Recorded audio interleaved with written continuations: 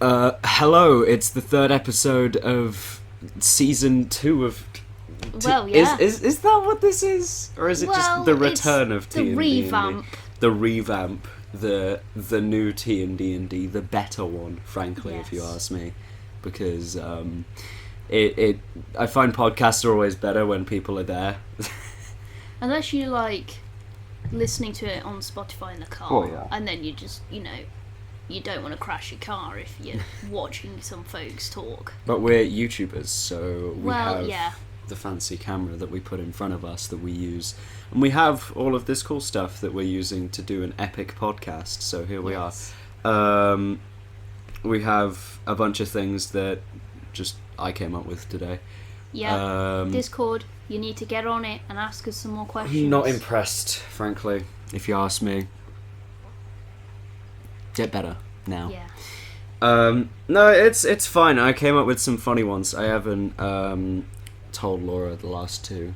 Oh god. I mean, you could cheat if you really wanted. I have my phone right Yeah, here. but I'm not gonna cheat. I'm not gonna cheat. I'm not like that. I mean, it's not really cheating. It's just a podcast. I'm not like, this isn't a massive game show sort of thing. Yeah. Not cheating. I mean, it might be in a bit. Who knows? Well, maybe. So our first little prompt for discussion that we came up with actually last week, but realised that it didn't fit in with whatever else random shit that we were talking about, is what we've watched, played and experienced that gave us ideas for D&D. That could be something that you ran, or something that you've So we're played. talking about the Goose Game. What gave me inspiration for that? What gave you inspiration for the Goose Game? I gotta ask. I don't know. Your Goose one-shot. I don't know. I feel like maybe sometimes I was inspired by that goose, like the literal Goose Game. Oh, what is it? The Untitled Goose Game? Yeah, where you're like that, just a goose kind that of. nicks people's stuff and runs away. Yeah, probably subconsciously inspired by that, but I just thought geese. And then whenever I start thinking about something, I'm like, you know what? I'm going to do some more things about this. So then I just got into a whole wormhole of photoshopping geese with boobies and scrolls and stuff. Yeah. But I think that was about it. That's how that for happens. that one. Yeah. What about a character then? Where do you think Patch came from? Patch is a my brain cells. Child tabaxi monk that was blind for a while. Yeah, honestly, I don't know. I think I wanted to try a monk because I'd seen Ryan play monks and I was like, that's fucking sick. And I was like, he's fucking cool. Mr. Voker from the first campaign. So like, he's cool. I want to try playing a monk. And then I just got thinking, well, Karate Kid. That's kind of cool. So, kid, yeah. And then I think I just sort of got carried away and I was like, what can make this cooler? I'm blind. What can make this even cooler if the freaking kid has claws? And then, is a cat. Yeah, of course. I mean, you're just a cat person in general. Yeah, I like cats. I would not be surprised if you play several tabaxi in your lifetime. Well, I've only played one. Yeah. I prefer gnomes if I'm being perfectly honest. What's so special about gnomes? I feel like I am a gnome. If I was in D&D, I would be a gnome. They're your spirit animal, especially forest gnomes. Yeah. Imagine being able to talk to your cat. I know. I talk to her all the time. What are you on about? She doesn't talk back to me. It's fine. You hear her reply back. Yeah, I think if that happened one day, I think I'd just shit my pants and be like, what the fuck? I think I've thought once or twice, if Pickle just starts talking, I'm just going to be like, yeah, that's Laura doing some weird shit. Let's be real. She's like being a gnome or something. Yeah. But you have a character that's up and coming, waiting to be played. Until the other one dies. Yeah, this one's sort of like inspired by a lot of Marvel shit, because I'm a big Marvel fan. So, Loki with all of the trickster magic, 100%. And I've also made the dude have a metal arm because Bucky, because why not? So, yeah, that's heavily inspired some of my shit. Yeah. It's like, so the theme around that dude is he's a trickster cleric that can also punch shit. But it's actually a mace, but Yeah. It's a metal arm because it's cool and it's Eberron. Come on. Exactly, why not? But yeah, I like that idea. What sort of shenanigans do you think you want to get up to with the guy? What's your goal with him? I want to fuck with people. Not literally. I mean mentally fuck with people's brains. And be like, yeah, you think this is real? Sort of like Mysterio in Far From Home, where it's like, haha, you would be better if Tony Stark was still alive. Boom, get hit by a train. I feel like that's the sort of shit I want to do. I was kind of impressed with the way that they did it in the film, but also sad that they turned Mysterio into just some guy with some special effects experience. Yeah, well, my guy actually has magic, so we're ignoring the fact that it's, you know... Can he wear, like, the big No, I'm not head? Making him wear a bald head. No. That would be amazing. Just slap some Mysterio influence in there and you're sorted. But I think that fits, though, like, sort of fucking with people to the point where they don't know if it's real or not. Mm-hmm. So, some of the spells that you'll get soon will definitely help you with that. Mm-hmm. Like mislead, where you can create a duplicate of yourself that walks around at the same time as you go invisible, and literally the only component is a little hand motion, and that's it. Yeah, I'll be doing that a lot. So that should be neat.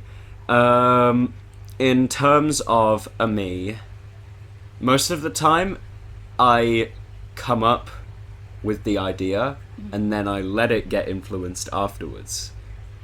So the pirate campaign that we did that fell through because people died, a lot of them. It wasn't inspired from anything. I don't really. Pirates aren't my thing. They're cool. Don't get me wrong. It's just not like. I've offended a lot of people. Pirates are cool. Don't worry. But I hadn't I'm not like a. I've probably seen maybe one of the Pirates of the Caribbean. Only films. One. I've probably seen more, just, again, same as, like, my old viewing of Harry Potter, I'd only seen, like, sprinklings. Right, well, we're going to have to fix that. Oh, God, I regret saying that. Yeah, well, you're not watching just one Pirates of the Caribbean film. No. But then afterwards, I'd gone back, and I'd watched a bunch of people playing Sea of Thieves. Yeah. To kind of see how that generally worked in a more fun way rather than all the specifics, because I didn't make you guys bother with specifics. I just asked what you guys were kind of doing on the ship and then went, okay, sure, that will only matter if like a fight breaks out. Alright, cool. And left that.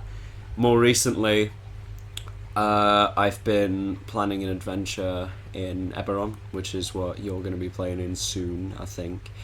And the main inspiration that I've kind of gotten from it is Runesmith did a video on like how to actually do bandits good.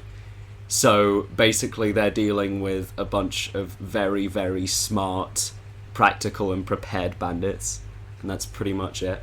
I have so much shit. You in our like little mini session to kind of set everything up, they went into like a warehouse or something, and they had a very easy encounter. It was like 5 default bandits and like one person with a few more hit points than them, but they had oil that they could drop from the roof that splashes down, and then one of them had burning hands and they just immediately lit up an entire area.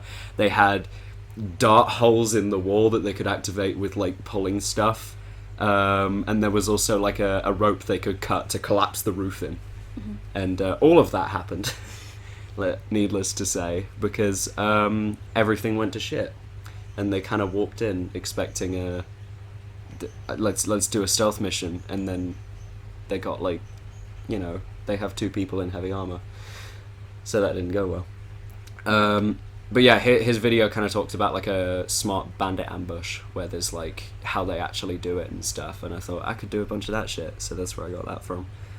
In terms of characters, I made a guy who I'm playing right now who was basically Sherlock Holmes but Irish.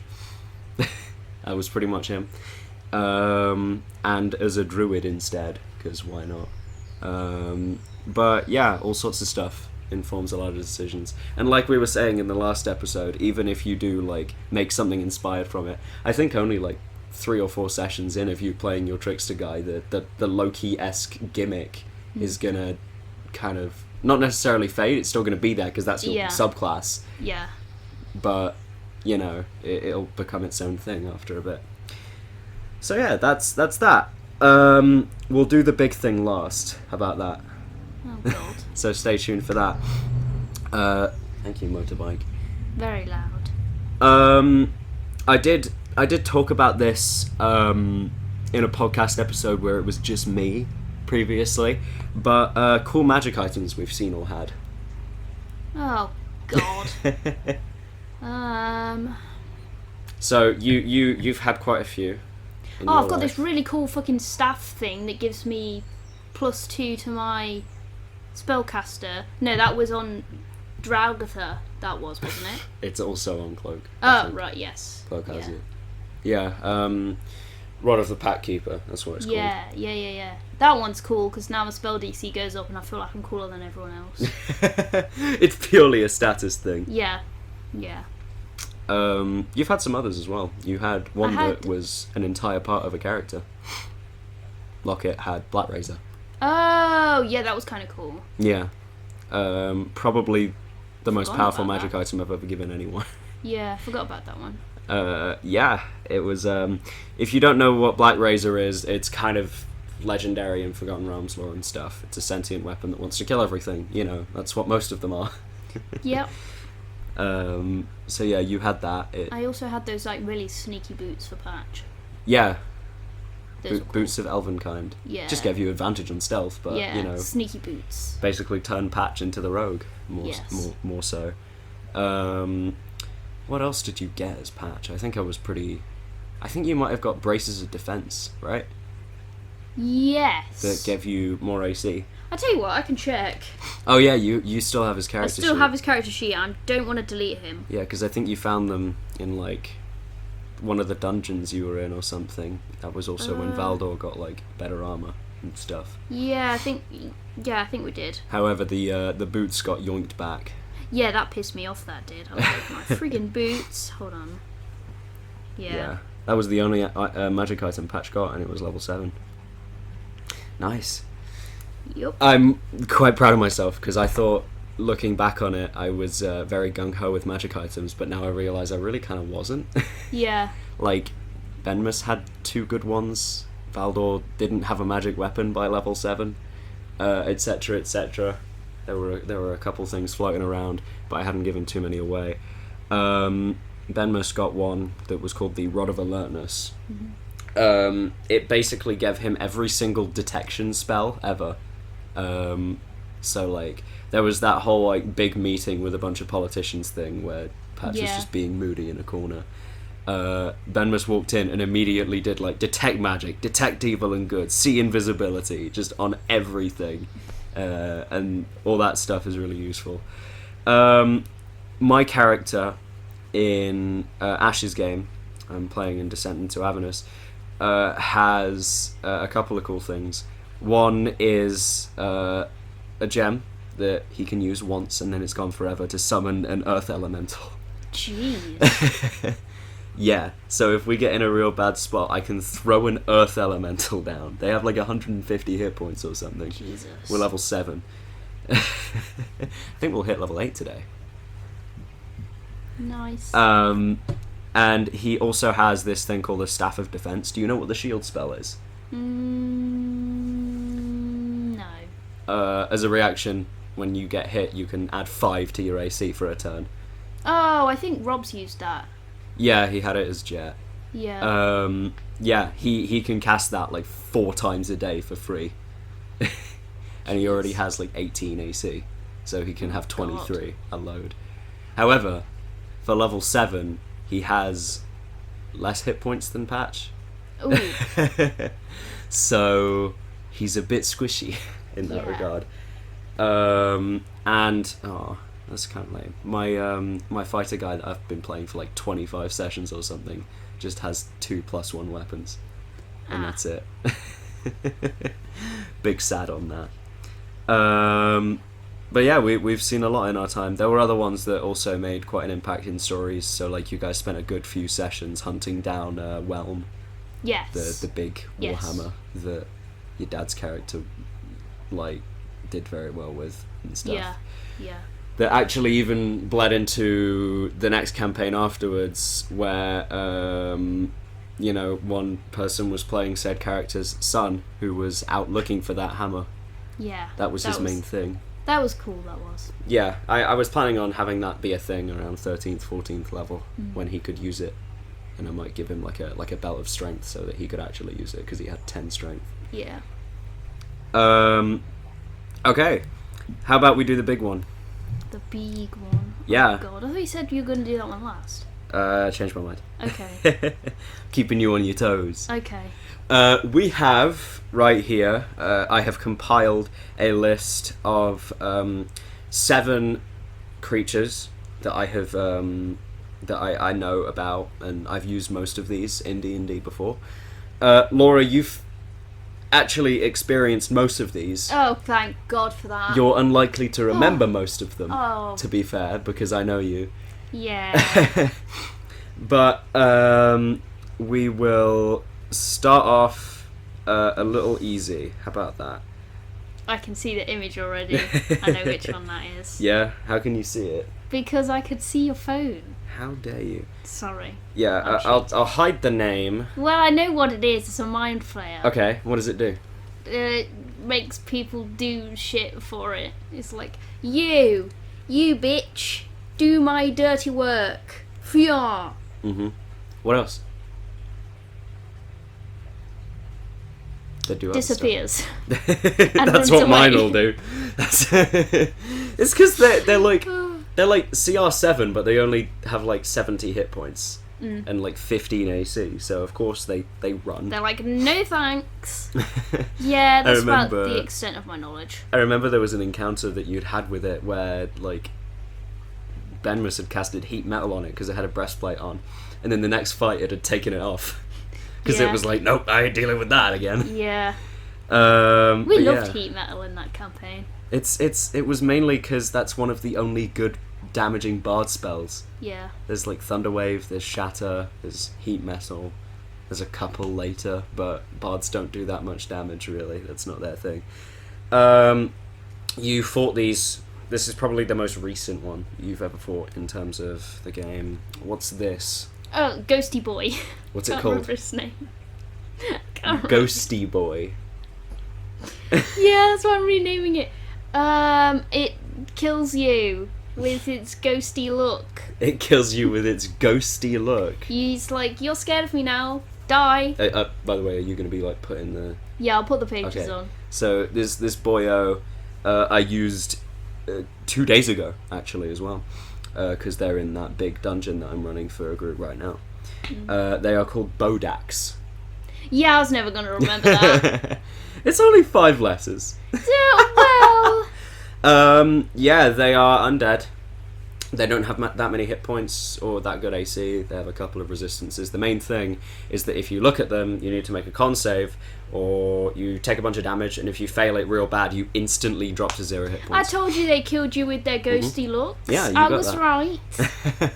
With their ghosty looks. And you also take necrotic damage if you like are too close to them and stuff. So yeah, don't go near them.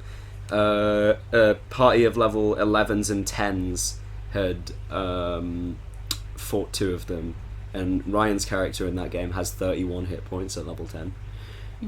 So almost immediately died just from being near them. So far it's pretty easy since you know some stuff about these guys. We'll move on to this one. What's this? Oh, that is a dwarf, but evil. Yeah? What's their name? Dwayne something. Dwayne The Rock Johnson. Yes. That is their new name. What do they do? Be a dwarf, but evil. They do other things as well. No, they can only be a dwarf, but evil. Okay. They are Dwergar, I was close. You were close. I was close. They can make themselves much bigger. They can enlarge themselves. They can also go invisible. That's what they do. Oh. So I was very off the mark with a dwarf but evil. I mean, they are dwarves but evil. Well, they can just sometimes be 9-foot dwarves that are invisible and evil. Yeah. That's what I'm looking for here. Also, what they can do. Mm-hmm. Let's see here. What else? This one should be simple enough. Oh, that's an owl bear. I know that one because Ryan loves owl bears. Yes, he had. Yeah. What do they do? Are a mixture of an owl and a bear. And what sort of abilities do you imagine they have? You've actually fought on biting ones. things. They can bite. They have a bite. Scratching things. They have a claw. And letting you ride them if they're your pet. I suppose. They have one other feature where they're just really perceptive because they're owls. Well, That's about it. That makes sense. But yeah, easy enough. Now these, you have technically seen before. Okay. What are these? Have I seen them before? Yep. That one looks like Groot. Where you might have seen them, I don't know if you were properly paying attention, is Out of the Abyss. Oh no, I would not have been paying attention. So, what do you think these guys are? Groot and Mushroom Man. Well, they're all mushroom men. Well, that one's specifically called Groot, that one's called Mushroom Man. Got it. What do you think they do? Well, throw spores at you. Okay. Yeah, that's what they do. They are pacifist. They're a pacifist colony of mushrooms called myconids. Mm-hmm. They live peacefully in their own settlements. They bring back their dead friends and make them work for them. And the main thing that they do is they sit around in circles and they all puff spores out in front of each other and they all just get high off them. And they just have trip parties every day. Just sit there absolutely stoned out of their fucking minds, ascending to heaven. Well, they don't really fight much. They're more so just chill people who just sit down and do whatever. You've seen these before?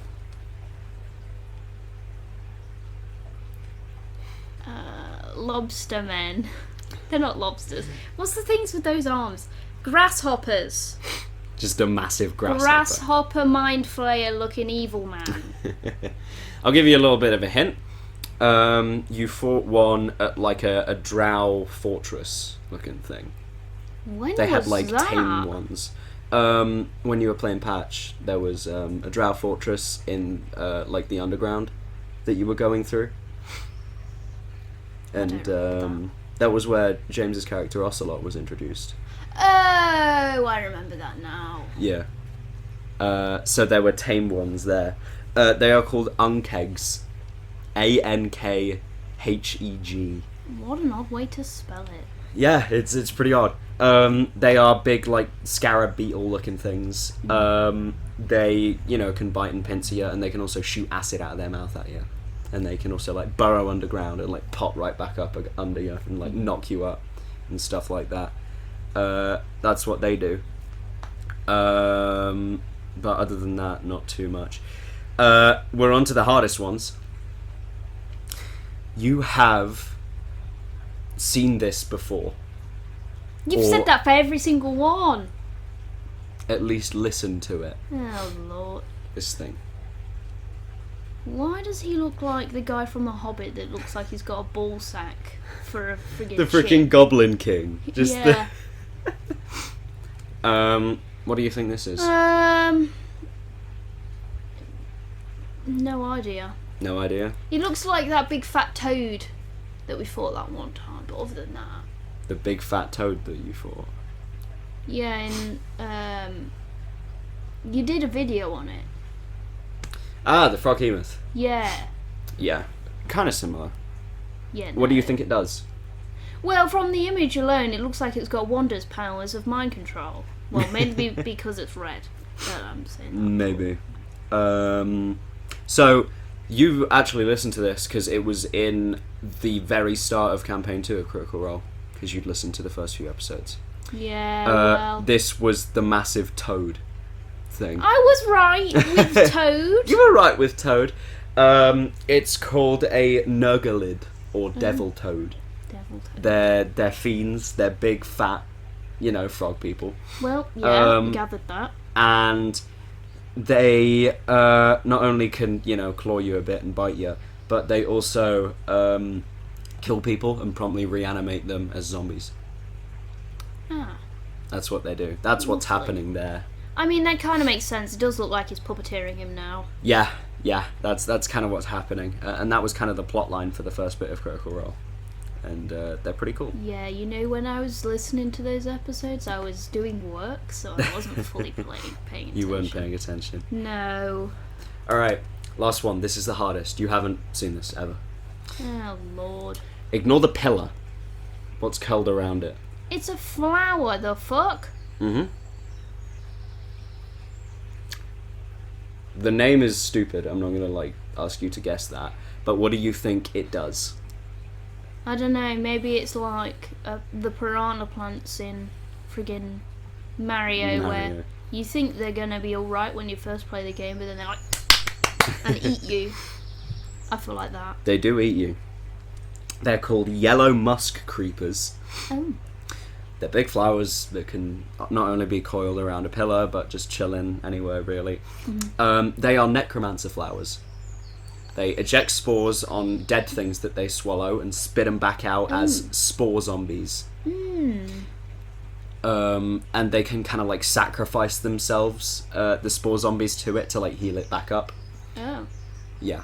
And the flower can also charm people around it and makes them walk towards it and just stay there so that it can slowly eat them. Jeez. So that's what that does. It's in Tomb of Annihilation. And that's why I've not seen it. Yeah, that's why. And it's very cool. That's like an old traditional monster. It does seem quite cool, to be fair. Yeah, they were fighting a bunch of zombies that just were not dying, because that's what zombies do. Even if they have 20 hit points, they're going to be alive for 3 rounds, because that's what they do. Mm-hmm. But yeah, that's all of them. How did you think you did? Shit. You were always a little bit on the mark. Kind of. A little bit. Maybe because it was the pictures give away quite a lot of shit. Yeah, the pictures I find are good at illustrating what generally the things there are able to do. Mm-hmm. The flower was a little difficult to guess. Yeah. Yeah, it was. But yeah, you know Mindflayers. You've had experiences with them. Yes. I'm not going to stop using them. I never will. There's going to be at least 50 in Eberron. They're just constantly going after lovely. you. Because Ryan's character's backstory involves them. Oh, God. He's given me the fuel! There's going to be so many! And there's nothing you guys can do about it in the Eberron game. What are you going to do? Lord. Armies of Mindflayers are approaching. Kill myself. You're You're the most immune to Mindflayer shenanigans, because Dominate Monster is a wisdom saving throw. And you're the wisest man in the universe. I have the biggest brain. Correct. Well, wisdom means no. I have the biggest brain. What's your intelligence? I don't know. Probably 9, I think. Yeah. Because my stats were shit. Yeah, and you swapped out your intelligence buff from being a gnome to wisdom. Yeah. Yeah. But yeah, that was all of the the monsters that I had.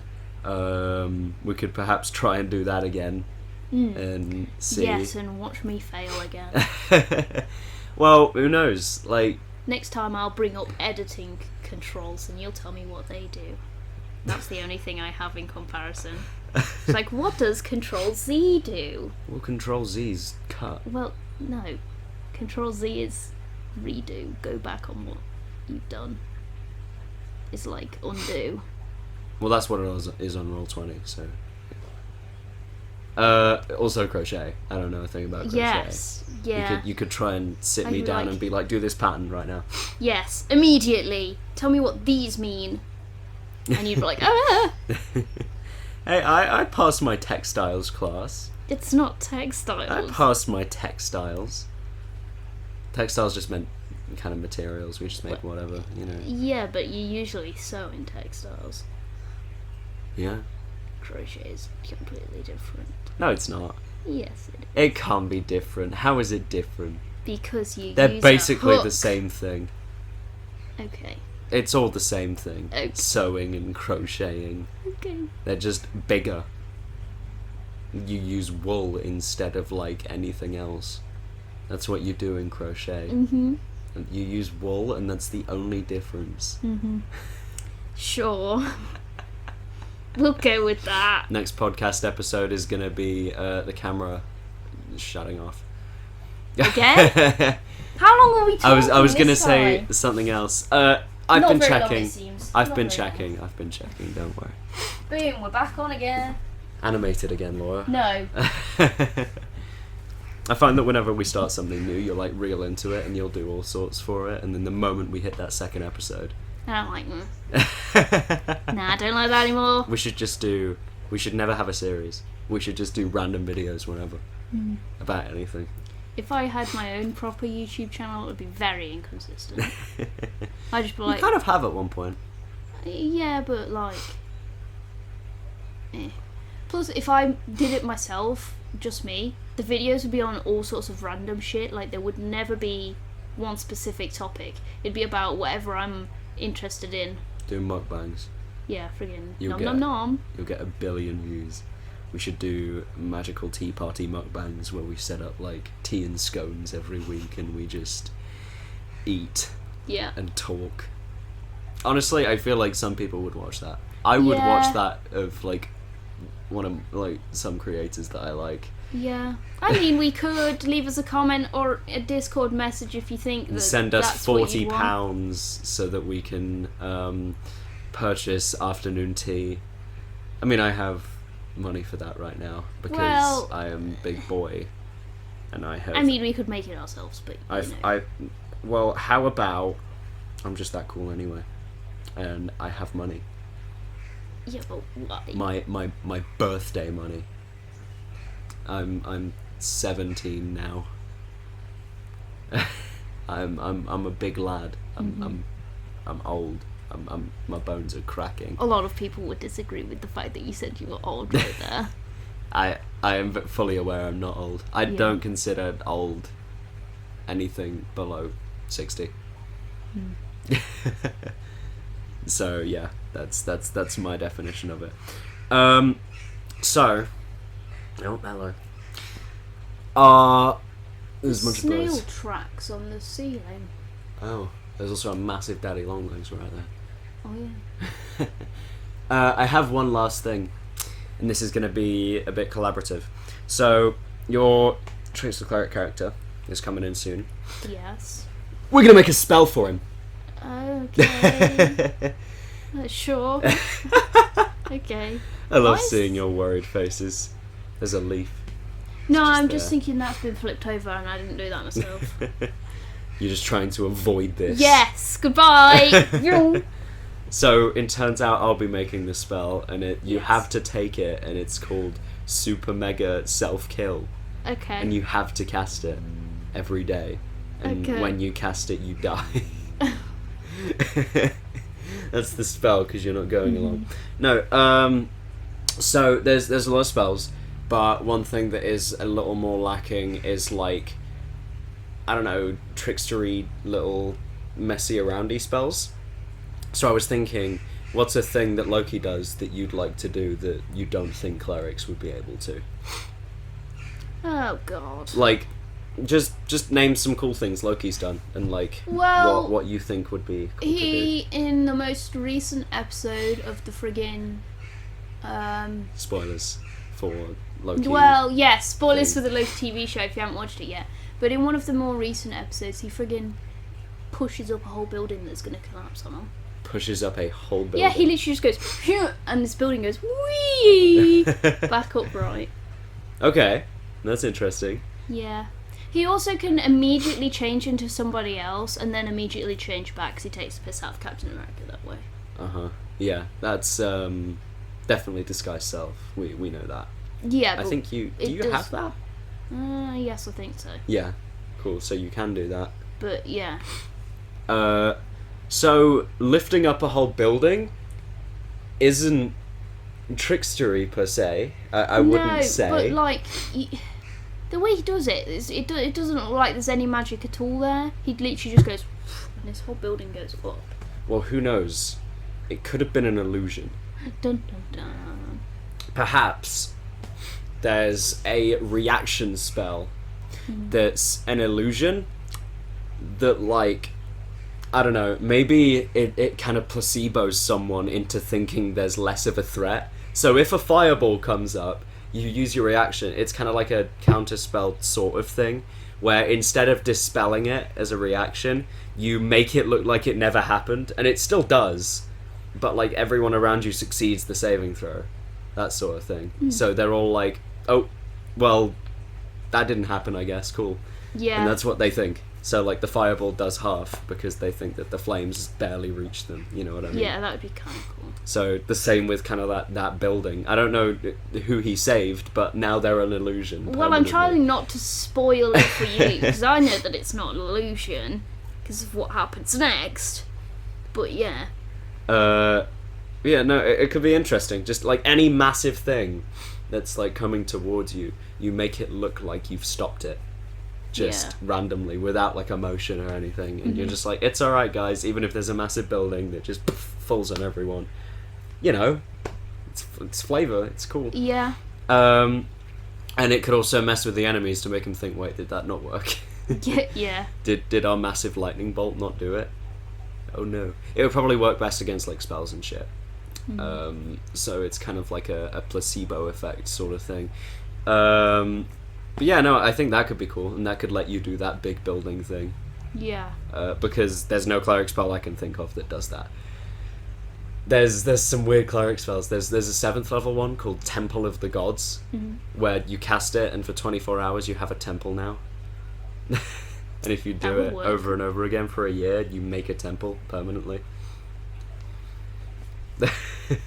There's some weird shit, and I don't think it makes sense for your character at all to do that. Like, make a temple to Loki or something. I don't know. No, I don't think he would. No. Could make it kind of like a weird basement room. Yeah. Use Temple of the Gods to just make a cult room.